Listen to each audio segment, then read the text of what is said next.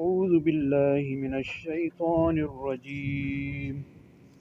بسم الله الرحمن الرحيم. يا أيها الذين آمنوا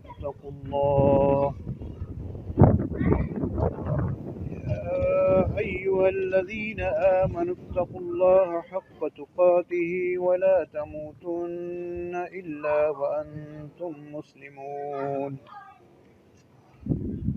واعتصموا بحبل الله جميعا ولا تفرقوا واذكروا نعمة الله عليكم إذ كنتم أعداء فألف بين قلوبكم فأصبحتم بنعمته إخوانا وكنتم على شفا حفرة من النار فأنقذكم منها كذلك يبين الله لكم آياته لعلكم تهتدون. ولتكن منكم أمة يدعون إلى الخير ويأمرون بالمعروف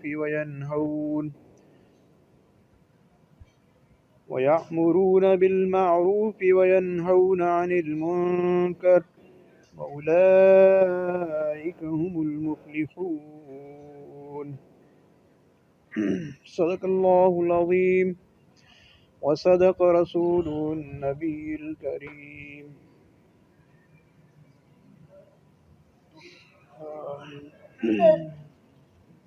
دوستو، پچھلی بار ہم نے جو قرآن کا حصہ پڑھا تھا سورہ حشر کا، آج مختلف سورہ آل عمران کی آیت نمبر 102، 103 اور 104، یہ 3 آیات ہیں قرآن کی. سورہ آل عمران تیسرا نمبر سورت ہے. اس کی 3 آیات کو آج انشاءاللہ ہم سمجھنے کی کوشش کریں گے. آیات تو یہ 3 ہیں، لیکن اس میں جو درس ہے، اس میں جو سبق ہے، جو اس میں میسیج ہے، وہ بہت قیمتی بھی ہے اور بہت زیادہ تفصیل طلب بھی ہے. لیکن ہم مختصراً کوشش کریں گے کہ ہر ایک کو تھوڑا سا وضاحت کے ساتھ بیان کریں.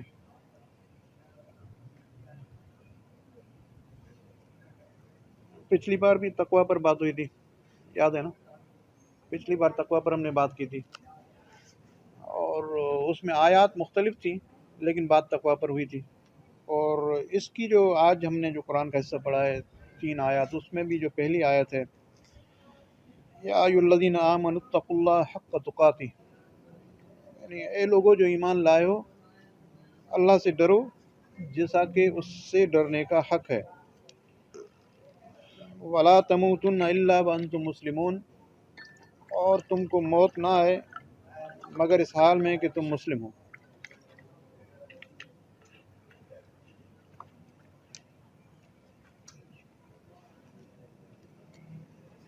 وہی تقویٰ کی بات ہے. اللہ تبارک و تعالیٰ نے جب یہ قرآن میں آیت نازل کی، نبی کریم صلی اللہ علیہ وسلم پہ یہ قرآن پر میں جب یہ نازل ہوئی آیت، آپ وسلم پر نازل ہوئی، تو صحابہ کرام ڈر گئے کہ ہم تو حق ادا نہیں کر سکتے تقویٰ کا. اللہ تعالیٰ فرما رہے ہیں کہ تقویٰ کا، خوف کا حق ادا کرو، اللہ سے ڈرنے کا حق ادا کرو، یعنی اتنا اللہ سے ڈرو کہ اس کا حق ادا ہو جائے.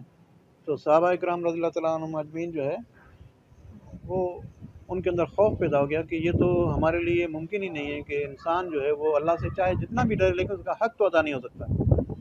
ہاں، بہت زیادہ ڈرا جا سکتا ہے، اس کا اہتمام ہو سکتا ہے، لیکن بہرحال شیطان تو لگا ہوا ہے، تو اس کا حق کیسے ادا ہوگا؟ یہ تو ایک بہت ہی مشکل کام ہوگا. تو اس کے بعد پھر ایک اور آیت نازل ہوئی تھی سورہ تغابن میں، جس میں اللہ تعالیٰ نے فرمایا کہ حد المقدار مقدور کوشش کرو اس سے ڈرنے کا، یعنی اللہ سے ڈرنے کی پوری کوشش کرو. جو اللہ تعالیٰ نے استطاعت دی ہے، جتنی طاقت دی ہے آپ کے اندر، اللہ تعالیٰ نے جتنی صلاحیت دی ہے، جتنا آپ اللہ سے ڈر سکتے ہو اتنا تو ڈرو کم از کم.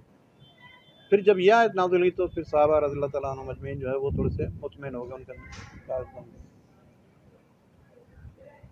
تو بات یہ ہے کہ پچھلی بار بھی یہ بات ہوئی تھی کہ اللہ کا جو خوف ہے، تقوی یعنی اللہ کا خوف، اور ایسا خوف کہ جس کی وجہ سے انسان گناہوں سے باز آ جائے، ایسا خوف کہ جس میں انسان کے اندر یہ احساس پیدا ہو جائے کہ اس نے ایک دن مرنا ہے اور اپنے اعمال کا اللہ کو جواب دینا ہے۔ ایسا خوف کہ جو انسان کو کسی دوسرے انسان پر زیادتی کرنے سے روکے، ایسا خوف کہ جو انسان جب بات کرے تو وہ یہ سوچے کہ جو میں ابھی جملہ ادا کروں گا وہ اس کا مجھے جواب دینا ہے اللہ کو، تو اس میں نہ میں غلط بیانی سے کام لوں، نہ میں جھوٹ بولوں، نہ میں کسی کی برائی کروں، نہ غیبت کروں۔ تو ایسا خوف جو ہے وہ اللہ کو درکار ہے۔ جس طرح پہلے بھی عرض کیا تھا کہ جو خوف ہے، اللہ کا جو خوف ہے، یہ انسان کی پوری زندگی کو تبدیل کر کے رکھ دیتا ہے، انسان کو بھی تبدیل کرتا ہے، اور اگر کسی معاشرے میں اللہ سے خوف رکھنے والے زیادہ انسان موجود ہوں تو پھر وہ معاشرہ بھی تبدیل ہو جاتا ہے۔ ہم نے دیکھا ہے نا، نبی صلی اللہ علیہ وسلم نے چند سالوں کے اندر جو معاشرہ قائم کیا تو اس میں کیسا معاشرہ قائم ہو گیا۔ مدینہ کی آپ دیکھیں مثال موجود ہے، مدینہ کی مثال موجود ہے کہ وہاں پر لوگ جو ہیں وہ جیسے آج کل یہ ہوتا ہے نا، حقوق کے لیے ہم لوگ جلوس نکالتے ہیں نا، آپ نے دیکھا ہوگا وکیل جلوس نکال رہے ہیں، اساتذہ جو ٹیچرز ہیں وہ جو ان کے جلوس ہیں ہمارے حق دو، لیڈیز کے خواتین کے جلوس ہوتے ہیں کہ حقوق کے لیے، مزدوروں کے جلوس ہوتے ہیں، لیکن وہاں کوئی جلوس نہیں ہوتے تھے کیونکہ ان کے حقوق جو ہیں وہ پہلے ہی دوسرے لوگ ادا کر دیتے تھے۔ تو جہاں اللہ کا خوف جس سوسائٹی میں آ جائے، جہاں جس معاشرے میں اللہ کا خوف آ جائے تو وہاں پر حقوق جو ہیں وہ لوگ حقوق کی بات نہیں کرتے بلکہ لوگ اپنے فرائض کی بات کرتے ہیں کہ میرے اوپر کیا فرض ہے، میں کیا کروں، میری ڈیوٹی کیا ہے، میری ریسپانسبلٹی کیا ہے، اس سوسائٹی نے مجھے کیا ذمہ داریاں دی ہیں، میں کیا کروں۔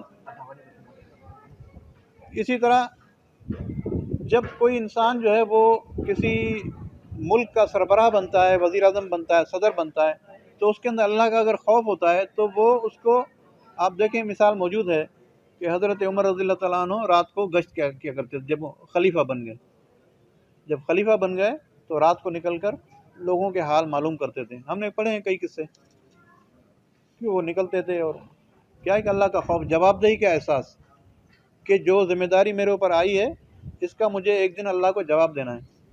کوئی انسان ایسا نہ رہ جائے کہ جو میری ریاست میں، میری سلطنت میں مظلوم ہو یا ضرورت مند ہو اور مجھے اس کا علم نہ ہو سکے، اور وہ اپنی ضرورت یا اس مدد کے بغیر جو نا وہ دنیا سے چلا جائے۔ تو یہ ذمہ داری کا احساس بھی اللہ کی خوف کی وجہ سے ہوتا ہے، اور اس وقت جس چیز کی کمی ہے وہ یہی چیز ہے۔ ہم دیکھتے ہیں کہ معاشرے کے اندر چھینا جھپٹی ہے، اس وقت نفسا نفسی ہے، مارا ماری ہے، ہر انسان جو ہے نا وہ بس چھیننے میں، دوسرے سے چھیننے میں مصروف ہے، وہ چاہے کوئی بھی چیز ہو، پیسے چھیننے میں مصروف ہے، اس کا مال چھیننے میں مصروف ہے۔ ایون یہ اب ڈرائیونگ کرتے ہیں، آپ یہ دیکھتے ہیں کہ گاڑیاں ایک دوسرے کو راستہ نہیں دیتے، لوگ پیدل چلنے والے کا حق ہے، اس کو راستہ نہیں دیتے، بیچاری خواتین بچے روڈ کراس کرنے کے لیے کھڑے ہوتے ہیں، ان کو راستہ نہیں دیتی گاڑیاں، ان کا حق پہلے ہے، جو حالانکہ کسی کو پتہ ہی نہیں ہے یہ چیز۔ تو جب جس معاشرے میں، سوسائٹی میں انسان اپنے حقوق کے بجائے فرائض پر توجہ دے گا تو وہ سوسائٹی وہ جنت نظیر بن جاتی ہے، جنت کی طرح بن جاتی ہے۔ تو ہمیں یہ کوشش کرنی چاہیے کہ ہم یہ سوچیں کہ میرے اوپر کیا، دوسروں کے کیا حقوق ہیں، بجائے اس کے کہ میں یہ سوچتا رہوں ہر وقت کہ میرے کیا حقوق ہیں دوسروں کے اوپر، میں یہ سوچوں کہ دوسروں کے میرے اوپر کیا حقوق ہیں۔ میں آپ کو ایک چھوٹی سی مثال بتاتا ہوں۔ میں ایک بار یو ہی میں نماز کے لیے گیا، مسجد میں اپنی گاڑی باہر پارک کر کے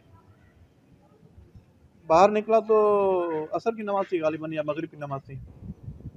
نماز پڑھنے کے بعد جب میں باہر آیا تو ایک آدمی تھا، وہ میری گاڑی کے قریب کھڑا تھا۔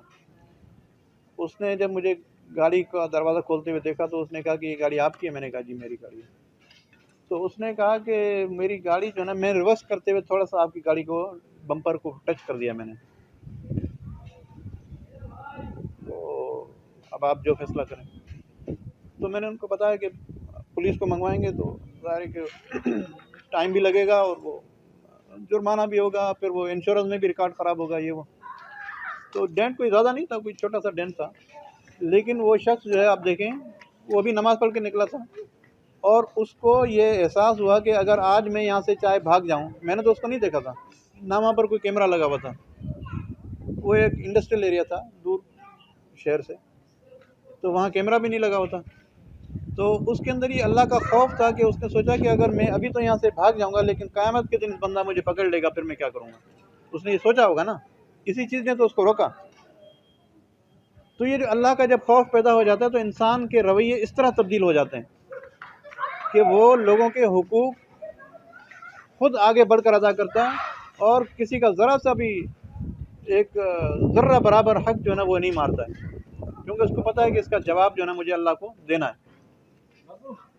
हमने कई जगहों पर यूएई में देखा है, ऐसे नोट पड़ा होता है, वो 10 का नोट है, 15 20 का नोट है, 50 का नोट है, ऐसे ही पड़े होते हैं, वो उड़ते रहते हैं, लोग नहीं उठाते। उठाने वाले उठा भी लेते हैं, ज़ाहिर है वो बिलाखिर कोई उठाता ही होगा, लेकिन नोट उठते रहते हैं, लोग नहीं उठाते हैं।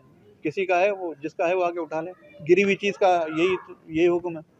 आपने गिरी हुई चीज़ अगर उठा ली तो आपकी ज़िम्मेदारी है कि या तो उसको मालिक को ढूंढो, उसको पहुंचाओ, या उसको वैसे ही रहने दो जहाँ पड़ी हुई है, मालिक ढूंढता हुआ खुद ही आ जाएगा। लेकिन क्या तजुर्बा क्या है हमारा इधर। उस दिन मैं यहाँ खड़ा हुआ था एक जगह, मेडिकल स्टोर पर दवाई लेने के लिए गया, तो वहाँ मुझसे पहले कोई दवाई लेने के लिए कोई एक मियाँ बीवी आए हुए थे। उन्होंने अपना एक बैग छोटा सा वो वहाँ रखा और दवाई ले रहे थे। दवाई लेके वो थोड़ा सा आगे गए, उनको बैग याद आया, वापस आए तो वो बैग वहाँ नहीं था, वो कहीं और ले गया। अब बैग में क्या था, वो कहते कि हमने थोड़ी सी सब्जी ली थी और एक छोटा सा पर्स लिया था हमने, वो लेडी कह रही थी। वो छोटी छोटी चीज़ें होती हैं इस तरह की, वो कोई ले गया। तो मकसद ये है कि छोटी सी चीज़ भी लोग नहीं छोड़ते हैं। ये सबील के साथ जो गिलास बंधा हुआ है उसको भी यानी जंजीर तोड़ के भी लोग ले जाते हैं, ये गटर के ढक्कन चोरी हो जाते हैं। तो जिस माशरे में इस हद तक जो है ना वो इंसानियत ख़त्म हो जाए, तो वो यानी कितना अज़ियतनाक माशरा बन गया है या बन चुका है आपके सामने। ये तो अल्लाह के खौफ की बात हो रही थी।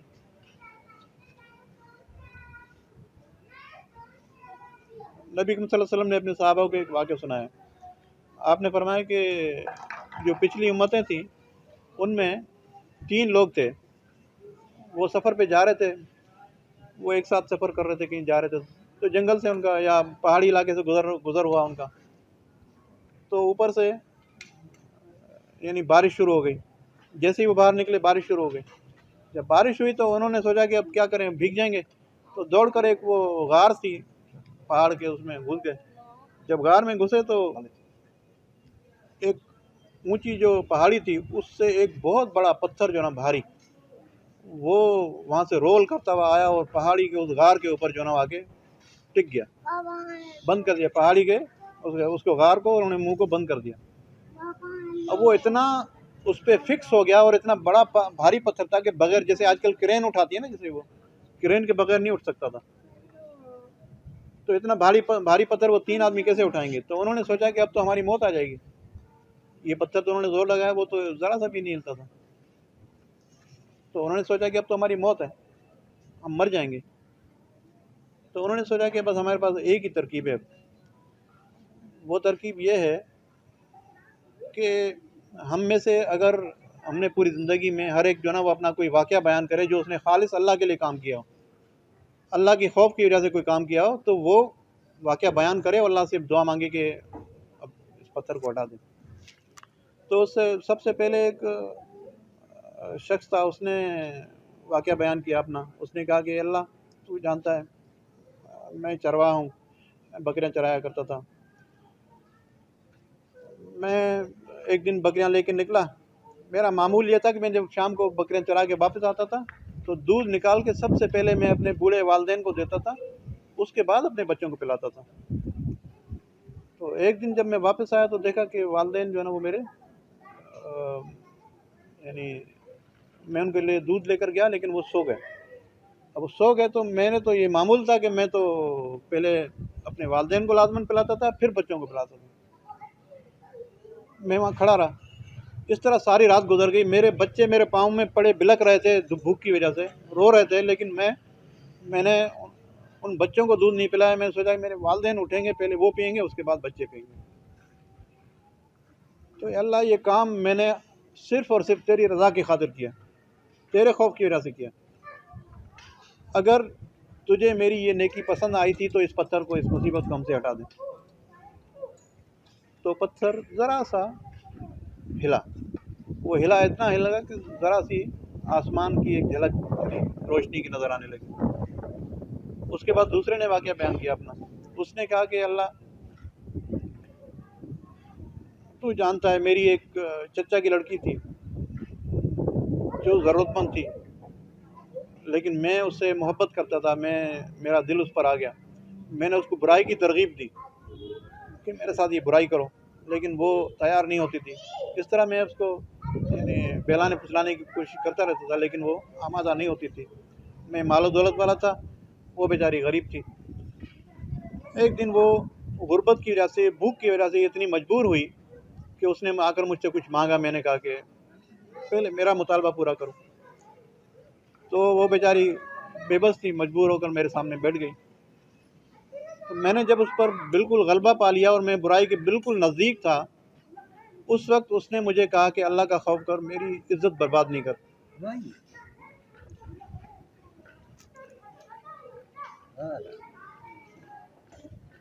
اب عورت بالکل موجود ہے, کوئی نہیں دیکھ رہا ہے. تو اے اللہ میں صرف تیرے خوف کی وجہ سے وہاں سے ہٹ گیا. اور میں نے اس عورت کو وہ جو مانگے تھے اس کی مدد بھی کی, پیسے بھی دیے, اس کو اناج بھی دیا, اور میں صرف تیرے خوف کی وجہ سے وہاں سے ہٹ گیا. تو پھر پتھر اتنا ہٹ گیا کہ اب سامنے سے آسمان بالکل صاف نظر آنے لگا. لیکن اتنی جگہ پھر بھی نہیں بنی کہ لوگ نکل جائیں, یعنی کوئی نکل سکے وہاں سے. پھر تیسرے نے واقعہ بیان کیا.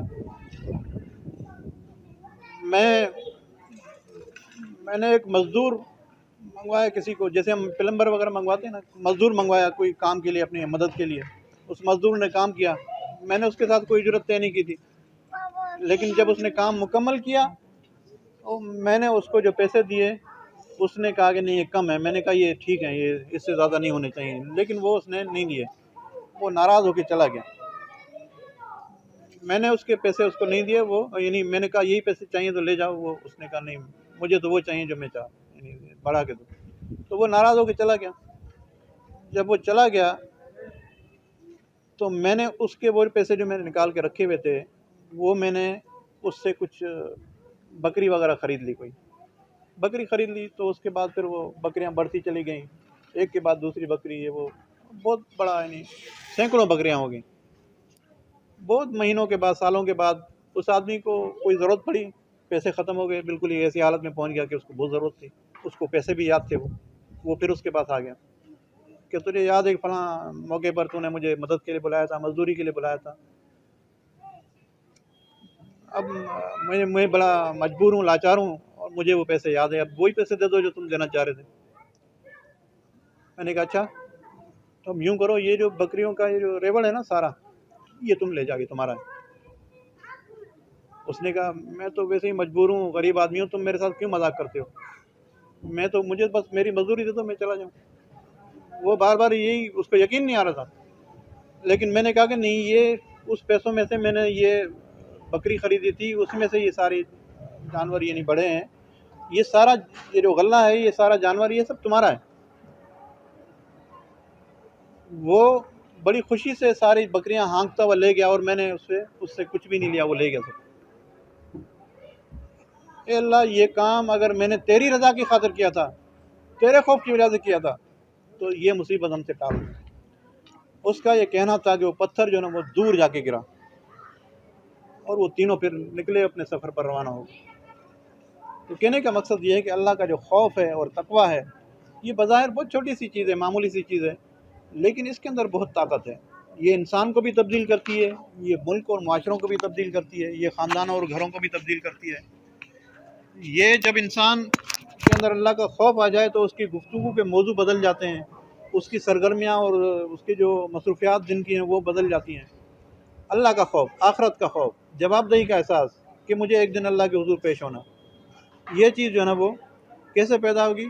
اس کے لیے قرآن ہے۔ اللہ تعالیٰ نے قرآن میں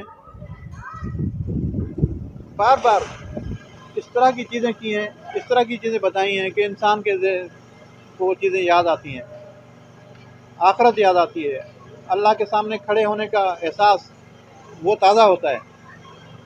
تو اللہ کا خوف جو ہے وہ بڑی اہم چیز ہے، ہمیں اس کا اہتمام کرنا چاہیے۔ اس کے بعد جو دوسری آیت میں نے پڑھی تھی وہ تھی وَاعْتَصِمُوا بِحَبْلِ اللَّهِ جَمِيعًا وَلَا تَفَرَّقُوا، سب مل کر اللہ کی رسی کو مضبوط پکڑ لو اور تفرقے میں نہ پڑو۔ وَاعْتَصِمُوا بِحَبْلِ اللَّهِ جَمِيعًا وَلَا تَفَرَّقُوا، یہ مشہور آیتیں آپ نے کئی بار سنی ہوگی۔ اب اس میں دیکھا جائے تو اللہ کی رسی سے کیا مراد ہے؟ اس میں مختلف روایات آتی ہیں۔ کچھ لوگوں کا خیال ہے کہ اللہ کی رسی سے مراد قرآن ہے، کچھ لوگ کہتے ہیں کہ اللہ کی رسی سے مراد دین ہے، اور دونوں ہی اپنی جگہ پر درست ہیں۔ اگر دین ہے تو اس میں ہی قرآن ہے، قرآن ہے تو اس میں دین ہے۔ اور رسی جو ہے، آپ کو معلوم ہے کہ رسی میں دو سرے ہوتے ہیں ہمیشہ، رسی کے تین سرے تو نہیں ہوتے نا، دو ہوتے ہیں نا۔ اللہ تعالیٰ فرما رہے ہیں کہ اللہ کی رسی کو مضبوطی سے پکڑ لو۔ اگر کوئی شخص کنویں میں گر جائے تو لوگ کیا کرتے ہیں؟ رسی پھینکتے ہیں نا نیچے، ایک رسی آدمی خود لوگ پکڑتے ہیں اور رسی دوسرے جو نیچے ہوتے ہیں وہ پکڑتا ہے، تو اس کو کھینچ کے باہر نکال لیتے ہیں۔ تو اللہ تبارک و تعالیٰ نے فرمایا کہ رسی کو مضبوطی سے پکڑو، رسی کے دو سرے ہوتے ہیں۔ اب ایک سرا تو مسلمان پکڑیں گے، ان کو پکڑنے کے لیے کہا جائے، دوسرا سرا کس کے پاس ہے؟ اللہ تبارک و تعالیٰ کے پاس ہے، یعنی دوسرا سرا رسی کا اللہ کے پاس ہے۔ یہ ڈائریکٹ کنیکشن جو ہے وہ صرف اور صرف یہ قرآن سے ہے۔ آپ سوچیں کہ کتنی بڑی نعمت ہے، یہ کتنی بڑی کائنات ہے، کروڑا ستارے ہیں، چاند، سورج اور اربعہ قسم کی مخلوقات ہیں، اس میں کنیکشن اونلی ایک اللہ کا اور انسان کا جو ہو رہا ہے، مسلمانوں کا، وہ رسی کے ذریعے ہو رہا ہے، اور وہ قرآن ہے۔ یہ کتنی بڑی بات ہے، کتنی بڑی نعمت ہے۔ تو اللہ کی رسی کو مضبوطی سے پکڑو۔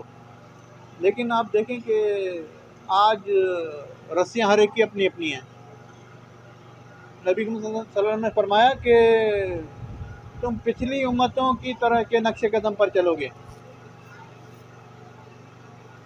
بنی اسرائیل کے اندر، عیسائیوں کے، نصارہ کے اندر، نصارہ بولتے ہیں عیسائیوں کو، نصارہ کے اندر 72 فرقے بنے، 71 فرقے بنے، اور جو یہود ہیں ان کے اندر 72 فرقے بنے، تو تمہارے اندر 73 فرقے بنیں گے۔ تو آپ دیکھیں، ہے نا 73 فرقے آج بن چکے ہیں۔ اللہ تعالیٰ فرماتے ہیں کہ رسی کو مضبوطی سے پکڑو، لیکن آج ہم دیکھتے ہیں کہ ہر ایک نے اپنی اپنی رسی پکڑی ہوئی ہے، اور ہر ایک یہی کہہ رہا ہے کہ میں رائے راست پر ہوں، حق پر میں ہی ہوں، ہم لوگ ہی حق پر ہیں، باقی سب گمراہ ہیں۔ تو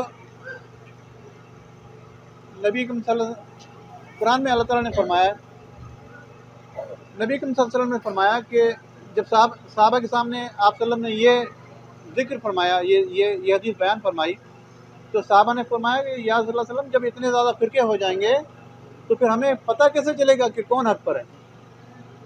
تو آپ صلی اللہ علیہ وسلم نے فرمایا کہ جو میری سنت پر رہے گا، میرے طریقے پر رہے گا، وہ حق پر رہے گا۔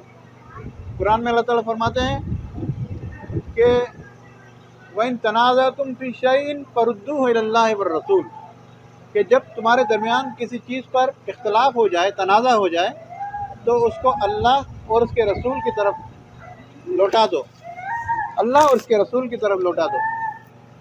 جب تمہارے اندر اختلاف ہو جائے کسی چیز کے اوپر، تو کیا کرنا ہے؟ پھر یہ نہیں کہنا ہے فلاں یہ کہتا ہے، فلاں یہ کہتا ہے، بلکہ آپ دیکھو قرآن کیا کہتا ہے، حدیث کیا کہتی ہے، نبی اکرم صلی اللہ علیہ وسلم کا طریقہ کیا تھا، آپ صلی اللہ علیہ وسلم نے کیا کیا اس موقع پر۔ تو اگر ہم نے قرآن اور حدیث جو ہے یہ بھی نبی اکرم صلی اللہ علیہ وسلم پر وحی کی ایک قسم ہے۔ نبی اکرم صلی اللہ علیہ وسلم کے بارے میں اللہ نے فرمایا کہ یہ نبی جو ہیں یہ اپنی طرف سے کچھ بھی نہیں بولتے ہیں، یہ اللہ کی طرف سے بولتے ہیں۔ تو وہ وحی خفی تھی، وہ ایک وحی ہے وہ جو قرآن کی صورت میں ہے، ایک وہ وحی ہے جو نبی صلی اللہ علیہ وسلم پر حدیث کی صورت میں بھی آئی ہے۔ وہ آپ صلی اللہ علیہ وسلم جو فرمایا کرتے تھے وہ حدیث وہ اللہ کی طرف سے ہی ہدایت ہوتی تھی۔ تو یہ قرآن اور حدیث یہ اللہ کی رسی ہے، اس کو مضبوطی سے پکڑنا ہے۔ ہم نے یہ نہیں دیکھنا جب اختلاف ہو جائے کسی چیز کے اوپر کہ فلاں بڑا عالم کیا کہتا ہے، فلاں کون، میرے والدین کیا کہتے ہیں، میرا قبیلہ کیا کہتا ہے، بلکہ ہم نے یہ دیکھنا ہے کہ اللہ اور اس کا رسول صلی اللہ علیہ وسلم وہ ان کا کیا حکم ہے اس سلسلے میں، بس اس کو دیکھا جائے، باقی سب چیزوں کو چھوڑ دیا جائے، تو آہستہ آہستہ یہ جو امت ہے یہ یکجا ہونا شروع ہو جائے گی۔ آج ہمارے لیے جو سب سے بڑے مسئلے ہیں، جو سب سے بڑا مسئلہ ہے وہ یہ اختلاف امت ہے۔ امت کے اندر فرقے، اختلافات، مساجد الگ ہو گئی، یہ فلاں کی مسجد ہے، یہ فلاں کی مسجد ہے، یہ فلاں فرقے کی مسجد ہے، لکھا ہوتا ہے یہاں فلاں یہ فلاں کی مسجد ہے، یہاں فلاں کی نماز یعنی اس کو داخل ہونا ممنوع ہے۔ قرآن تو کہتا ہے کہ وَأَنَّ الْمَسَاجِدَ لِلَّهِ، مساجد تو اللہ کے لیے ہیں، مساجد تو اللہ کے لیے ہیں، تو یہ تم نے اپنے نام کیسے رکھ لیے؟ تو اللہ کا گھر ہے، یہ تو کعبۃ اللہ جو اللہ کا گھر ہے اس کی شاخیں ہیں، یہ اس کی قائم مقام ہے، اس کی شاخیں ہیں۔ یہ تم نے اپنے اپنے فرقے کی چیزیں بنا کے اور مسجدوں کو اللہ کا گھر کے بجائے اپنے فرقے کے مرکز بنا لیے، یہ آپ کو کس نے سکھا دیا؟ تو لوگوں کو اللہ کے راستے سے روکنا، اللہ کی مسجدوں کے دروازے ان پر بند کرنا اللہ کے بندوں کے اوپر، یہ بہت بڑا ظلم ہے، اس کا جواب اللہ کو دینا پڑے گا۔ اللہ تعالیٰ ہمیں سب کو یکجا کرے اور آپس میں محبت کرنے کی توفیق عطا فرمائے۔ آج سب سے بڑا جو مسئلہ ہے ہمارا وہ امت کی تفریق ہے، انتشار ہے اور یہ فرقہ بندی ہے، اور خاص طور پہ یہ بر صغیر کا جو علاقہ ہے اس میں تو یہ چیز بہت زیادہ ہے۔ اس کی وجہ بھی ہے، ایک تو اس کی وجہ یہ ہے کہ اس میں طرح طرح کی جو نا وہ زبانیں بولنے والے لوگ موجود ہیں، جتنی زیادہ زبانیں اس خطے میں ہیں شاید کسی اور خطے میں نہ ہو، مختلف زبانیں ہیں۔ تو جہاں پر زبانیں مختلف ہوتی ہیں وہاں پر دشمن کو تقسیم کرنا جو ہوتا ہے وہ آسان ہوتا ہے، دشمن کے لیے کسی کو تقسیم کرنا آسان ہوتا ہے۔ تو آج یہاں صوبائیت ہے، یہ سندھی ہے، یہ مہاجر ہے، یہ فلاں ہے، یہ پٹھان ہے، اور یہ وہ پنجابی ہے، ہم اپنے صوبے کو فلاں سے پاک کریں گے، یہ کریں گے، وہ کریں گے، سب اللہ کے بندے ہیں۔ یہ تفریق جو ہے اللہ تعالیٰ تو قرآن میں فرماتے ہیں کہ ان اکرمکم عند اللہ اتقاکم، کہ جو تم میں سے اللہ سے زیادہ ڈرتا ہے اللہ کے نزدیک تو وہ اس کا مرتبہ ہے، اللہ کے نزدیک تو وہ محبوب ہے جو تقوی میں اللہ کے خوف میں سب سے بڑھ کر ہے۔ وہاں تو حضرت بلال رضی اللہ تعالیٰ عنہ جو ایک حبشی غلام تھے، جو کہ وہاں کے لوکل عرب بھی نہیں تھے، حبشہ سے آئے تھے اور غلام تھے بیچارے کسی کے، ان کو حضرت عمر رضی اللہ تعالیٰ عنہ جب خود خلیفہ بن گئے تو سیدنا بلال کہتے تھے، سیدنا ہمارے سردار بلال۔ کچھ ملاقات کے لیے آئے بڑے بڑے سردار، ابو سفیان اور رضی اللہ تعالیٰ عنہ، جب اس وقت ایمان لا چکے تھے، فتح مکہ کے بعد جو لوگ ایمان لا چکے تھے، ابو سفیان بھی تھے اور بھی تھے، ان کو حضرت عمر رضی اللہ تعالیٰ عنہ کے لیے ملاقات کے لیے جب وہ گئے تو ان کو انتظار کرایا، انہوں نے باہر بٹھایا، اور حضرت بلال ڈائریکٹ چلے گئے ملاقات کے لیے۔ تو انہوں نے کہا کہ یہ ایک غلام تھا، ہم سردار ہمیں باہر انتظار میں بٹھا دیا۔ تو انہیں سرداروں میں سے کسی نے کہا کہ وہ تو سابقون الاولون میں سے تھے، کہ جب ہم لوگ دین کے نبی صلی اللہ علیہ وسلم کی دشمنی پر تلے ہوئے تھے، یہ اپنے جسم کے اوپر جو نا وہ تشدد برداشت کر رہے تھے، پہلے ایمان لانے والوں میں سے یہ لوگ تھے، تو اس کا درجہ ان کا بلند ہے، ان سے کیا ہمارا مقابلہ ہے۔ تو کہنے کا مقصد یہ ہے کہ اللہ کے نزدیک سب انسان برابر ہیں، سب انسان، جیسے ایک ماں ہوتی ہے نا، ایک ماں کا بیٹا اگر کوئی کالا ہے، کوئی گورا ہے، کوئی زیادہ خوبصورت ہے، کوئی کم خوبصورت ہے، تو کیا ماں کے دل میں کوئی ان کے احساسات کے حوالے سے کوئی فرق پڑے گا؟ ماں تو ماں ہوتی ہے نا۔ تو اللہ تبارک و تعالیٰ کی محبت انسان کے ساتھ ماں سے بھی بڑھ کر ہے، ماں سے بھی بڑھ کر ہے، یہ آپ یقین رکھیں۔ یہ میں اپنی طرف سے نہیں کہہ رہا، نبی صلی اللہ علیہ وسلم نے ہمیں بتایا ہے، آپ صلی اللہ علیہ وسلم نے ہمیں بتایا ہے کہ اللہ تبارک و تعالیٰ ایک ماں سے بھی بڑھ کر محبت کرتا ہے انسانوں کے ساتھ، جو اس سے جو اس کے اوپر ایمان لاتے ہیں، ان سے وہ ماں سے بھی بڑھ کر محبت کرتا ہے۔ تو کہنے کا مقصد یہ ہے کہ جب وہ انسانوں سے محبت کرتا ہے، یہ کالے اور گورے اور یہ فلاں، یہ عربی، یہ اجمی، یہ سندھی، یہ پنجابی، یہ پٹھان اور یہ مہاجر اور یہ فلاں، یہ سب ہم نے بنائی ہے نا۔ یہ تو پہچان کے لیے اللہ نے بنائے تھے، ہم نے ان کو فخر کا باعث بنا لیا۔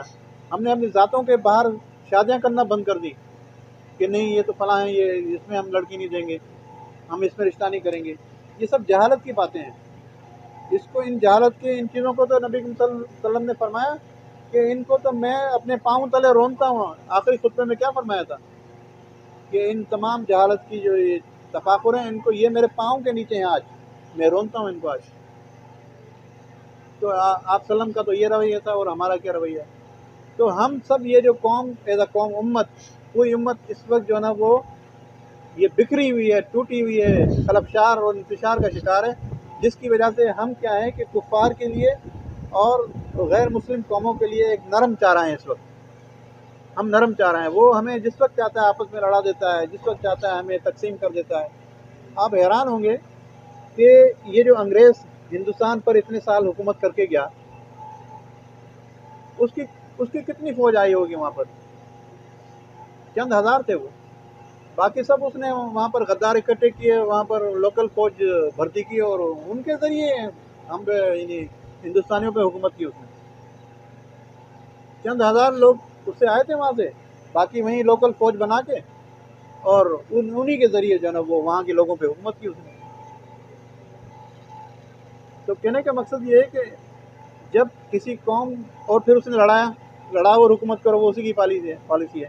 آج بھی آپ دیکھیں جو سیاستدان، جو حکمران لوگوں کو لڑائے، وہ چاہے اس کی باتیں کتنی بھی خوبصورت ہوں، لیکن وہ کبھی بھی امت کے لیے، قوم کے لیے فائدہ مند نہیں ہو سکتا ہے۔ یہ ہمیں اپنی آنکھیں کھولنی چاہیے کہ جو جوڑنے کی بات کرتا ہے، محبت کی بات کرتا ہے، جو مثبت بات کرتا ہے، ترقی کی بات کرتا ہے، ہمیں ایسے رہنماؤں کو جو ہے نا وہ ان کے پیچھے چلنا چاہیے، نہ کہ ایسے رہنماؤں کے پیچھے جو لوگوں کو آپس میں صرف لڑاتے ہیں، وہ چاہے مذہبی رہنما ہو، چاہے وہ سیاسی رہنما ہو، چاہے وہ کوئی بھی ہو۔ آپ کو پتہ ہے یہ صلاح الدین ایوبی، انہوں نے رچرڈ کی جو فوج تھی جس سے مقابلہ ہوتا، آخر میں رچرڈ کی فوج میں جاسوس بھیجے اپنے کہ جا کر پتہ لگاؤ ان کا کیا حال ہے۔ جاسوسوں نے وہاں تھوڑا وقت گزارا، اس کے بعد آگے رپورٹ دی کہ ان کے اندر دو چیزیں ہم نے دیکھی ہیں۔ کس کے اندر؟ عیسائیوں کی جو فوج تھی اس کے اندر دو چیزیں ہم نے دیکھی ہیں۔ ایک چیز تو ہم نے یہ دیکھی ہے کہ یہ لوگ شراب پیتے ہیں، شراب میں بدمست دھت رہتے ہیں، اور دوسری چیز ہم نے یہ دیکھی ہے کہ وہ آپس میں مذہبی بحثیں کرتے رہتے ہیں، چھوٹی موٹی چیزوں پہ بحث، ان کے آپس میں بحثیں ہو رہی ہیں۔ اب جس وقت وہ وہاں پر وہ جاسوس گئے تو کیا بحث چل رہی تھی کہ حضرت عیسیٰ علیہ السلام کا پیشاب جو ہے نا وہ پاک تھا یا ناپاک تھا، اس پہ وہ بحث کر رہے تھے وہ عیسائی۔ اسی طرح کی بحثیں ہمارے بھی ہوتی ہیں نہیں ہوتی ہیں؟ تو یہ لا یعنی بحثیں، جو فروئی بحثیں، ان میں پڑھ کے ہم لوگ اصل ہدف جو ہے، ہماری اصل منزل، وہ ہم نے کھو دی، آپس میں تفرقہ بازی میں بھی مبتلا ہو گئے، اور اس کے بعد جو ہے نا وہ ہم نے منزل بھی کھو دی۔ ہم نے شاخوں کو پکڑ لیا اور جو بنیادیں تھیں اس کو ڈھا دیا۔ تو صلاح الدین ایوبی نے کہا کہ بس پھر ایسے لشکر کو شکست دینا کوئی مشکل کام نہیں ہے۔ جو لشکر آپس میں لڑائی جھگڑا، ان کا بحثیں ہو رہی ہیں چھوٹی چھوٹی باتوں پہ، بس پھر ان کو شکست دینا کوئی مشکل نہیں ہے۔ پھر آپ دیکھیں انہوں نے شکست دے دی اس کو۔ تو کہنے کا مقصد یہ ہے کہ اللہ کی رسی کو مضبوطی سے پکڑنے کی بات ہو رہی ہے، اور اللہ کی رسی کیا ہے؟ قرآن ہے، اور رسی ایک ہی ہے، رسیاں بہت ساری نہیں ہیں۔ اللہ نے یہ نہیں کہا سب اپنی اپنی رسی کو پکڑ لو، اللہ نے کہا اللہ کی رسی کو پکڑو، ایک ہی رسی ہے، اور رسی کے دو سرے ہوتے ہیں۔ ہزاروں سرے 73 سرے نہیں ہے کہ اللہ نے سب کو بول دیا کہ تم اپنے اپنے سرے کو پکڑ لو. ایک ہی سرا ہے, ایک ہی فرقہ ہے جو حق پہ ہے, اور وہ فرقہ ضروری نہیں ہے کہ اس کا کوئی نام ہو. یعنی لوگ ہیں جو قرآن اور نبی صلی اللہ علیہ وسلم کا جو اسوہ ہے, آپ وسلم کی جو سیرت ہے اس پہ جو جمع ہوئے ہیں, چاہے اس کا کوئی نام ہو نہ ہو, وہی حق پر ہیں اور وہی نجات پا جائیں گے. نبی صلی اللہ علیہ وسلم کی جو خوشخبری ہے اس کے مطابق وہی لوگ صرف نجات پائیں گے, باقی سارے فرقے جو ہے نا وہ گمراہ فرقے کہلائیں گے. آپ نے سنا ہوگا, حدیث میں آتا ہے کہ نبی صلی اللہ علیہ وسلم حوض کوثر پر موجود ہوں گے اور اپنی امت کو جام بھر بھر کے حوض کوثر کے پانی جو ہے وہ پلا رہے ہوں گے. تو کچھ لوگ بڑھیں گے, ان کو فرشتے پیچھے دھکیلیں گے. تو نبی صلی اللہ علیہ وسلم فرمائیں گے ان کو آنے دو, یہ میری امت کے لوگ ہیں. تو فرشتے آپ صلی اللہ علیہ وسلم کو بتائیں گے یا رسول اللہ صلی اللہ علیہ وسلم, آپ کے جانے کے بعد ان لوگوں نے دین کے اندر نئی نئی چیزیں پیدا کر دیں, آپ کے راستے کو چھوڑ دیا ان لوگوں نے, یہ آپ کی امت کے لوگ نہیں ہیں. اور پھر آپ صلی اللہ علیہ وسلم کیا فرمائیں گے, سوکن سوکن, ان کو دور کرو, مجھ سے دور کرو ان کو. تو وہ لوگ جو قرآن اور حدیث کو چھوڑ کر اپنے طریقے بنا لیتے ہیں اور اس پہ زندگی گزارتے ہیں, تو ان کے لیے تو نبی صلی اللہ علیہ وسلم بھی حوض کوثر پر فرمائیں گے کہ ان کو دور کرو, مجھ سے دور کر دو ان کو. تو اللہ تعالیٰ ہمیں جو ہے نا وہ ایسے لوگوں میں شامل ہونے سے بچائے اور ایسے لوگوں میں شامل فرمائے کہ جو قرآن اور حدیث پر عمل کرتے ہیں, جو آپ صلی اللہ علیہ وسلم کی سیرت پر عمل کرتے ہیں. وَاعْتَصِمُوا بِحَبْلِ اللَّهِ جَمِيعًا وَلَا تَفَرَّقُوا وَاذْكُرُوا نِعْمَةَ اللَّهِ عَلَيْكُمْ إِذْ كُنْتُمْ أَعْدَاءً فَأَلَّفَ بَيْنَ قُلُوبِكُمْ فَأَصْبَحْتُمْ بِنِعْمَتِهِ إِخْوَانًا. اللہ کے اس احسان کو یاد کرو جو اس نے تم پر کیا, تم ایک دوسرے کے دشمن تھے, اس نے تمہارے دل جوڑ دیے, اور اس کے فضل و کرم سے تم بھائی بھائی بن گئے. وَكُنْتُمْ عَلَى شَفَا حُفْرَةٍ مِّنَ النَّارِ فَأَنْقَذَكُم مِّنْهَا, تم آگ سے بھرے ہوئے ایک گڑھے کے کنارے پہنچ چکے تھے یا کھڑے تھے, اللہ نے تم کو اس سے بچا لیا. فَأَنْقَذَكُم مِّنْهَا كَذَلِكَ يُبَيِّنُ اللَّهُ لَكُمْ آيَاتِهِ لَعَلَّكُمْ تَهْتَدُونَ. اللہ تعالیٰ اسی طرح اپنی آیات کو کھول کھول کر بیان کرتا ہے تاکہ تمہیں سیدھا راستہ نظر آ جائے. اب آپ دیکھیں اللہ تعالیٰ یہ کس سے فرما رہے ہیں, امت مسلمہ سے فرما رہے ہیں کہ تم آگ کے گڑھے کے کنارے پہنچ چکے تھے اور قریب تھا کہ تم اس میں گر پڑتے, پھر اللہ فرماتے کہ میں نے تمہیں اس سے بچا لیا. یہ کیا تھا, یہ جنگیں تھیں آپس میں, اتنی جنگیں ان کی ہوتی تھیں جو عرب کے اندر نبی صلی اللہ علیہ وسلم کے آنے سے پہلے جنگ فجار اور فلاں جنگ اور فلاں, اوس اور خزرج کی جنگیں, مدینہ کے جو دو قبائل تھے, دو 100 سال تک جنگیں چلتی تھی, 100 سال. اوس کو اگر خزرج کا کہیں آدمی نظر آ گیا, کہیں اکیلا پایا, اس نے مار دیا اس کو, دوسرے نے کسی خزرج کے لوگوں نے دیکھا اس کو مار دیا. اس طرح وہ پھر بدلے پہ بدلہ, بدلے پہ بدلہ. آج کل ہم پڑھتے ہیں نا اخبارات میں ہوتا ہے یہ فلاں قبیلہ ادھر سندھ میں, فلاں قبیلہ اس نے فلاں قبیلوں کی لڑائی ہو رہی ہے, اور کچھ بھی نہیں ہوتا ہے. یہ فلاں قبیلے کی لڑائی, فلاں قبیلے کی لڑائی, یہ سندھی اور مہاجر کی لڑائی ہے, اور یہ پٹھان اور پنجابیوں کی لڑائی, اور فلاں کی اور فلاں کی لڑائی. بس مکھی پہ مکھی مار رہے ہیں. نبی صلی اللہ علیہ وسلم نے فرمایا تھا کہ ایک وقت آئے گا کہ نہ مارنے والے کو پتہ چلے گا وہ کیوں مار رہا ہے, نہ مرنے والے کو بیچارے کو پتہ چلے گا کہ مجھے کیوں مارا جا رہا ہے. بس یہ فلاں قبیلے کا, اس کو مارو, نمبر پورے کرنے, تعداد پوری کرنی ہے. بس انسانیت کا شرف ختم ہو گیا, وہ اصول ختم ہو گئے, وہ باتیں ختم ہو گئی جو اللہ نے فرمائی تھی کہ تقویٰ جو وہ سب سے بڑا معیار ہونا چاہیے انسانوں کی شرف کا. تو یہ جو جنگیں تھیں یہ اتنی زیادہ ہوئیں کہ تباہی کے کنارے پر پہنچ گئی. یہ تباہی پورے عرب کے اندر پھیل گئی تھی, پھیل چکی تھی. آپ کو پتہ ہے یہ جو دوسری جنگ عظیم لگی تھی, دوسری جنگ عظیم, کتنے لوگ مرے تھے اس میں, اندازہ لگائیں آپ کتنے لوگ مرے ہوں گے, کوئی بتائیں اندازہ کسی کو؟ 8 لاکھ سے تو اوپر تھے, 10 لاکھ ہے. کتنے لوگ مرے تھے؟ تقریباً 10 لاکھ سے اوپر. 10 لاکھ, 85 ملین لوگ مرے تھے اس میں. جی 8.5 ملین, 85 لاکھ, جی 85 لاکھ لوگ مرے تھے اس میں. یہ فوجی مرے تھے, صرف فوجی. 1,35,00,000 सिविलियन मरे थे उसके, सिर्फ ये सेकंड वर्ल्ड वार जो है उसकी बता रहा हूँ मैं। तो आप देखें पूरा यूरोप तबाह हो गया था। फिर यूरोप की तरक्की कहाँ से शुरू हुई? वो आपस में मिल बैठे, उन्होंने कहा हम कब तक लड़ते रहेंगे आपस में इस तरह, आओ बैठो कुछ हम तय कर लेते हैं। तो फिर उन्होंने ये यूनाइटेड नेशंस बनाई। ये अलग बात है कि फिर वो उनके क्या मकासद हैं, वो किस तरह इस्तेमाल हो रही हैं चीज़ें, वो दूसरी अक़वाम को किस तरह यानी उनका इस्तेसाल कर रहे हैं ये इदारे। ये जितने इदारे आप देखें ना, यूनाइटेड नेशंस और ये वर्ल्ड बैंक और ये IMF और ये फलां फलां, ये सारे वो दूसरी जंग अज़ीम के बाद बने, और उसके बाद ही फिर इन लोगों ने जो ना वो यूरोप की तरक्की और तामीर का सिलसिला शुरू हुआ। अब वो आपस में तो नहीं लड़ रहे हैं, बाहर निकल के लड़ते हैं, दूसरे लोगों से लड़ते हैं, लेकिन आपस में वो नहीं लड़ रहे हैं। तो कहने का मकसद है कि जंगें जो होती हैं ये तबाही होती है, बर्बादी होती है, इसमें कौमें नस्लें तबाह हो जाती हैं, ख़त्म हो जाती हैं, और बिला वजह मामूली बात पे। अब वो अरब के जो लोग थे उनकी जंगें कैसे शुरू होती थी? एक छोटा सा बच्चा था, ये जैसे बच्चा ये छोटा सो रहा है, वो कहीं बैठा हुआ था, वो उसने अपनी यूँ पाँव फैला दिए और कहने लगा किसी के अंदर हिम्मत है तो ये मेरे पाँव के ऊपर से गुजर के दिखा दें।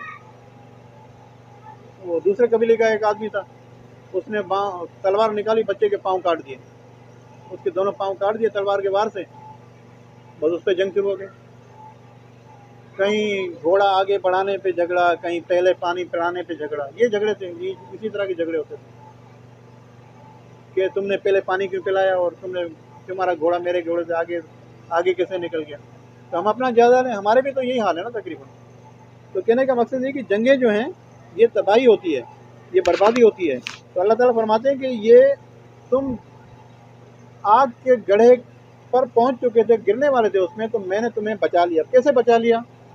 नबी अकरम सल्लल्लाहु अलैहि वसल्लम की आमद, आप सल्लम की बाबरकत आमद की वजह से, इस्लाम की वजह से, कुरान की वजह से। देखिए चंद साल के अंदर जो ना वो पूरा जो अरब है, जजीरा नुमा अरब जिसको बोलते हैं, जिसमें हिजाज भी आ जाता है, जिसमें बाकी चीज़ें, वो सब जो है वो अमन ऐसा हो गया कि बस वो जैसे फरमाया था ना नबी सल्लल्लाहु अलैहि वसल्लम की, एक वक्त आएगा यमन से हज़रमौत सैकड़ों यानी किलोमीटर्स का सफ़र है, उसमें एक औरत रात को निकलेगी, उसके हाथ में सोना होगा, सोने से वो पुर होगी, भरी हुई होगी, जेवर उसने पहना होगा, वो तने तना जाएगी और उसको कोई मेली आंख से देखेगा नहीं। वरना वही तो एक खिता था ना जहाँ पर लूट मार होती थी, लोग माल लूट लिया करते थे, ये वही तो खिता था। लेकिन चंद साल के अंदर हज़रत उमर का ज़माना था, नबी हज़रत उमर रज़ियल्लाहु तआला अन्हु गश्त पर थे, देखा एक औरत है वो सोने से पूरी भरी हुई है, पूछा कहाँ से? यमन से आ रही हूँ, हज़रमौत की तरफ जा रही हूँ। वो नबी सल्लल्लाहु अलैहि वसल्लम की पेशन भी पूरी हो गई वहाँ पे, आपने छोड़ दिया उसको भाई वो। तो कहने का मकसद ये है कि जब इस्लाम जो है वो सरासर अमन है, सरासर खैरख्वाही है, इससे ज़्यादा अमन जो है ना वो जिस पे आज दहशतगर्दी का लेबल लगा दिया गया है, ये असल ये भी एक साजिश है। हम पुरअमन लोग थे और हमसे ज़्यादा पुरअमन कोई था ही नहीं, और उसको दहशतगर्दी का मज़हब बना दिया। अब ये एक अलग मौजूद है, फिर इंशाल्लाह इस पर कभी बात होगी। तो कहने का मकसद है कि इस्लाम जो है उसकी बरकत से, कुरान की बरकत से, नबी सल्लल्लाहु अलैहि वसल्लम की बरकत की बरकत से, वो जो अरब खिता था वो जहन्नुम की जो यानी आग के जो गड़ा था वो गुलो गुलजार हो गया, वो तब्दील हो गया। उसके बाद अच्छा ठीक है, एक चीज़ और रह गई है और वो ज़रा तफसील तलब भी है, तो इंशाल्लाह फिर ये जो आखिरी आयत रहेगी, 2 आयतें हमने कवर कर ली हैं, तो ये तीसरी जो आयत थी वो उसको इंशाल्लाह फिर हम नेक्स्ट जो हमारी नशिस्त होगी उसमें कवर करेंगे, ठीक है। वो चूँकि बड़ी अहम है और वो तफसील तलब भी है, तो इंशाल्लाह उसमें फिर उसको कवर करेंगे। तो आखिर दावाना अल्हम्दुलिल्लाहि रब्बिल आलमीन।